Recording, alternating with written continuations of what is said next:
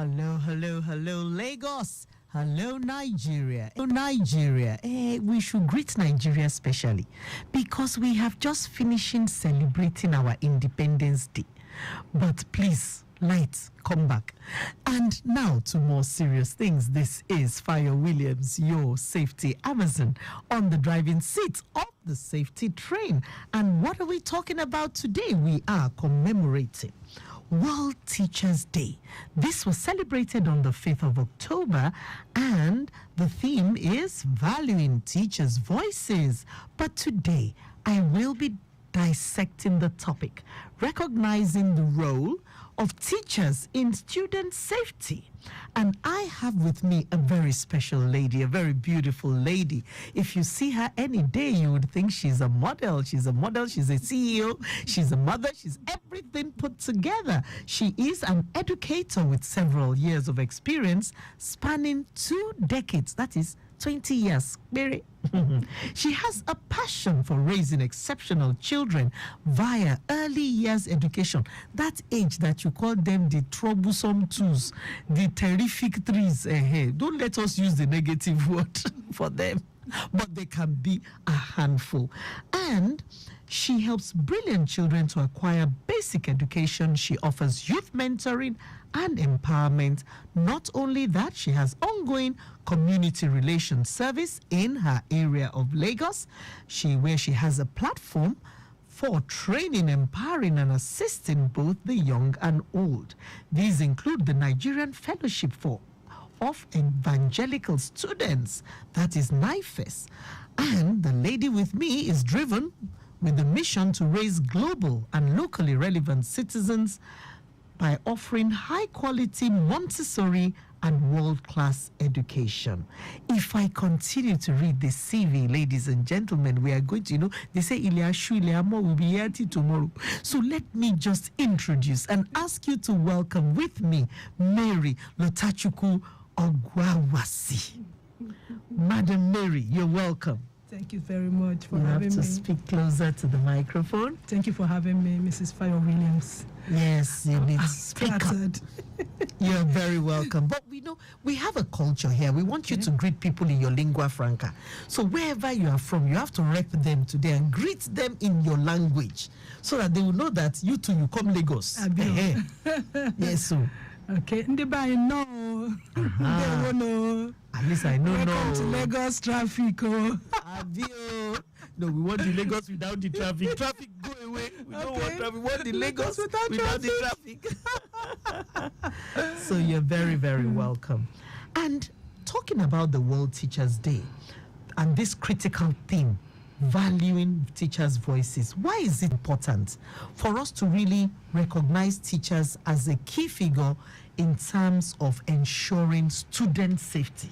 Because we've heard of all kinds of incidents, school children being abducted, some having injury. So why is it important for us to recognize the role of the teacher in ensuring student safety? Well, I would say that teachers are in the front line in the school ecosystem. They are so close to the children than any other person in the environment. They have prime position to know what is happening to children before any other person. So if you want to get at the children, you need to get through the teachers. So teachers are very important.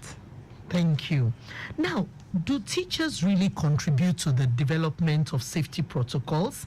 And can you give us any example, maybe of a successful collaboration between the school administrators and the teachers when it comes to development of safety protocols?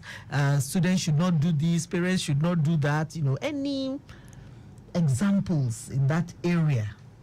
Example I can remember vividly during after the post-COVID. Okay, that's true. We returned back to the classroom. The teachers played a key role to ensure safety protocol in the environment. How do you separate children from mixing? Because they're always tumbling over each other. How did you maintain social distance among children of 5 years old? You must be geniuses to have done that. That's honestly. where teachers come in, because they have strong influence on the children. Children listen to their teachers more than any other person. So, and my teacher said. Exactly. And we have what we call ground rules in the classroom. So teachers are the one that come up with ground rules, and the children ensure that they're executed in the classroom. So teachers are the ones that see to safety in the classroom. They come up with ground rules, and all the policies that are made by the school are carried down to the classroom through the teachers. Awesome. Awesome. This promises to be an exciting discussion. So Lagos, if you would like to contribute, all you have to do is to send a WhatsApp message or call 0809-9120-777.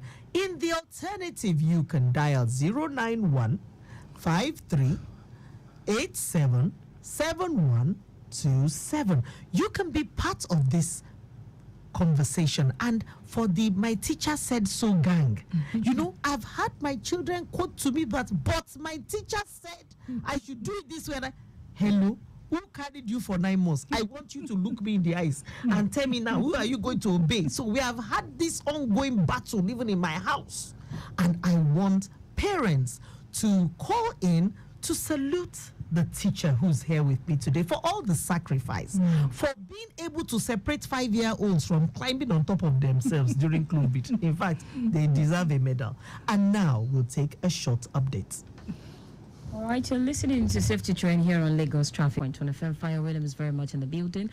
And let's talk traffic at this time. For those of you around Igondo axis, movement from Obadori along last week Igondo Road out of Folabi Akeson, Olorunfemi Omolade Igondo College, NYSC, Alhaji, the General Hospital, Okofilin Lanre Hotel, Odoran Idowegba on the entire stretch, and that looks very good. Ikotun Igondo Road down to Old Garage connecting Ikotun the section linking Ijegun Abaronje. You also have it very okay within that zone. Thank you very much, Taiwo, and thanks for staying tuned to the Safety Train on Lagos Traffic Radio. We would always be moving you forward. And now we would resume our discussion with Mary Lotachuku Ogawasi. She is, once again, the CEO of Gemseed School, and we have been discussing recognizing the role of teachers in student safety. My next question to you is about the kind of training that teachers should receive to better protect our students, not only physically, but emotionally, and that psychological, a balance that we want children to have at that young age so that they can become well-adapted and well-rounded adults. What kind of training should these teachers really receive? Okay, for anyone that will work with children, the first training among other trainings will be on child psychology. Child psychology. Okay. You should understand children. And then also training on child care training, pastoral training, and of course, very importantly, emergency response protocol training. That reminds me, Gemseed School had all its teachers trained in first aid and emergency response. Exactly. So all right, that's a good one. So first aid training is very, very important for every caregiver. In fact, I call teachers caregivers. Oh yes, they are first caregivers before, because you need to care for children you're going to be teaching. And if a child is not cared for, you will not be able to learn. If a child have emotional needs, it will interfere with the learning. So the first thing is looking at the child that has come to your environment. Is this child ready for learning? And so if a child have emotional problem, trust me, he's not going to learn. Wow. So we need to address it first before thinking about teaching the child. Thank you. Thank you so much for making that so clear. So once again, parents, you've heard it from a teacher with 2 decades of experience. If the child has emotional problems, that child is not going to learn. And now is the time you can call in and join this conversation. All the My teacher said so, gang. I want to hear from you now. Dial 0809-9120777. We would love to hear your perspective on recognizing the role of the teacher in student safety. Have you ever had a situation whereby your child had an injury or an accident? What role did the teacher play? We would like to know. I remember once, because we used to do this picking children in turns, and one day one child was left in the school. Wow. It was a teacher who insisted, even if I'm going to stay here all night, she stayed with that particular student till she was picked. So how can schools create an environment where teachers feel empowered to speak up about safety concerns? I am still expecting our listeners. Do we have a call? Okay, we do have a caller. Hello. Hello, madam. Hello. This is Elder Tewogbade. Nice to have you call in. How are you, sir? You're quite correct. All right, sir. So what's your take on this World Teachers Day? Is the reward of teachers on earth, or is it still in heaven? Thank madam, for all they've been doing. Thank you. God will help them Amen. and assist them in all ways. Amen. But what I want to ask, Yes, do sir. you agree with carrying the rod and spoil the child? Okay. And the saying good. She will answer that now. Thank you very much, Elder Tewogbade. You always have this way of throwing very controversial questions. So, do you agree with sparing the rod to spoil the child? Madam, you've been put on the spot. Yeah, I don't believe that children should be spared, but it depends on what you mean by, sparing the rod. Because sometimes people abuse it. And in the school environment, we work with policies. The government say you don't flog children. Simple. That is the policy. Yes, we don't flog children, but for us, we find ways to discipline children without flogging them. Exactly. So yeah. you don't spare them, Exactly. but it does not mean you have to flog them. Exactly. Okay. Because sometimes children are abused very badly, sometimes physically, emotionally, and psychologically. So we stand with best practice. Best practice in and, childcare. and compliance with Exactly. the government policy. Exactly. So, Elder Tewogbade, thank you for your kind opinion. But in this day and age, we are in 21st century now. Lagos State has said no flogging of children. That is the policy. And corporal punishment. And corporal punishment. So they can stand in the corner, they can be denied of one thing or the other, but no corporal punishment. So now let's go on to talking about the roles that teachers play in identifying and addressing issues like bullying. Bullying doesn't always mean I push you. Exactly. There are people who may have one condition or the other. If you are light-skinned, the children will call you Imbo Pepe. If you are too black, they'll call you Blackie. So things like that, that, damage the psyche of children. How can teachers, step in to identify and nip such incidents in the bud? How can schools and even the community at large, how do we help? Let's hear from you, please. Well,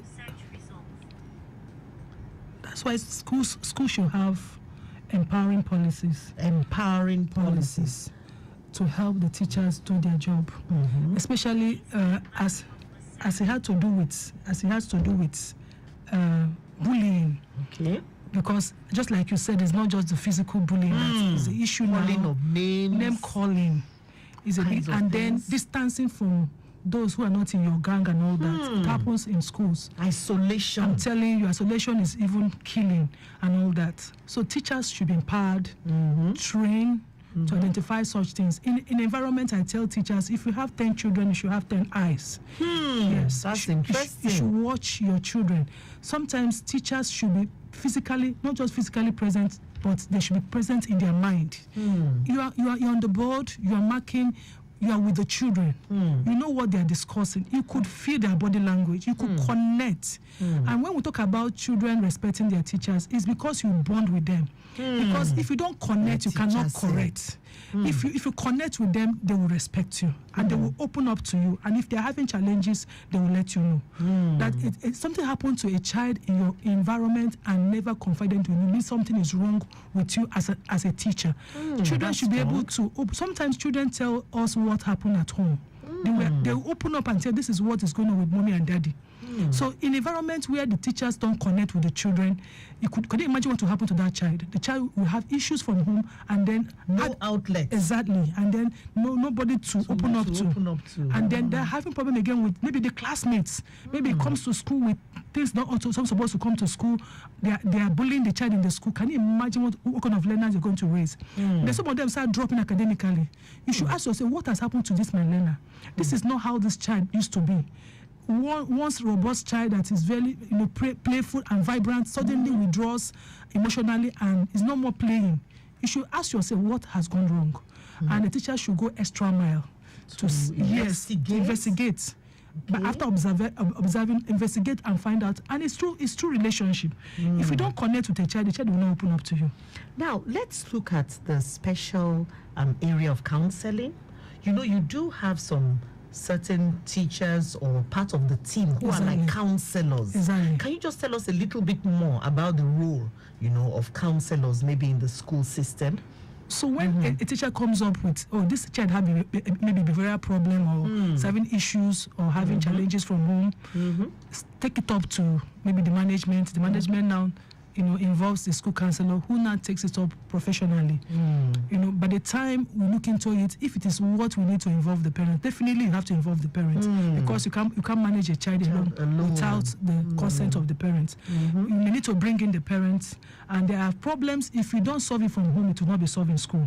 So we now bring in the parents to come in and see what they are doing at home, how the damage is causing to the child, and ultimately it's going to affect learning.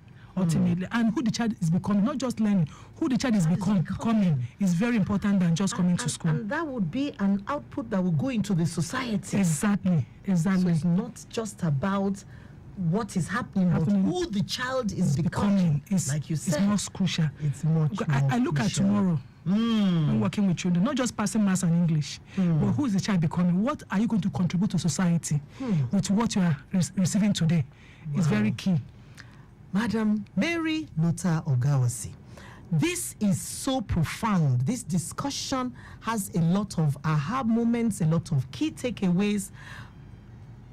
The CEO of Gemseed School has just told us now that if you are not present physically and emotionally with these children, if you don't read their body language, a lot could be going wrong without you realizing it. And she has said it's not just about what the child is going through, but who the child is becoming, because that is the person who is going into society and may do wrong things that would affect others in the society if we don't nip it in the bud. So I think we'll just take our last traffic update and then we'll take your final word.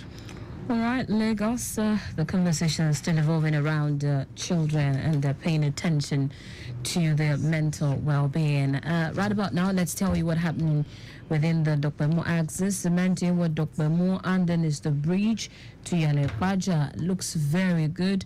Going in the section in Wadalagun to Alimo, Shoaki, Wowo, Mashalashi, inward and outward, you also have it looking very okay. Dokpemo Bridge to Akonwaja roundabout, Shasha by the traffic light, Senle, Shobo, Kwara, Jima, Vulcanizer, Micon, Bakery, Ogunlano, and Egbeda. It's all encouraging. Welcome back to Safety Train. I dare say I didn't recognize some of those places Taiwo was calling is Kwara in Lagos. Oh my gosh. I must go on a tour more often. And now let us conclude on Safety Train this beautiful Tuesday afternoon. We have been treating the topic, recognizing the role of teachers in student safety. I have been speaking with Mary Lotachuku Ogawasi, and she has opened up on so many aspects, including how to prevent bullying, how to counsel the students, how to make sure that they are growing up into holistic, well-rounded adults, which has been her passion for over 2 decades. And I dare say, Mary, yesterday on the news, I did see a teacher receiving 10 million. So I tell you, the reward of teachers is now on earth. They used to say their reward is in heaven, but I can see that that is changing. So on a final note, as we rest our gloves this afternoon, I would like to know what message you intend to send to fellow educators and policymakers about the importance of teachers' voices in safeguarding students. Okay, I would like to start by saying that experts in safety should be part of educational reforms in Nigeria. Now, let's say that again. Experts in safety should be part of educational reforms in Nigeria. Beautiful one. We can't give what we don't have. And I would like to lend my voice by saying that school leaders and policymakers in education should identify the importance of the voice of teachers in the safeguarding of the children. Let's understand that teachers have a crucial role to play in raising a total child. And safety is key. A child that is not safe will not learn. Let's make our environment conducive, safe, and warm, both for the teachers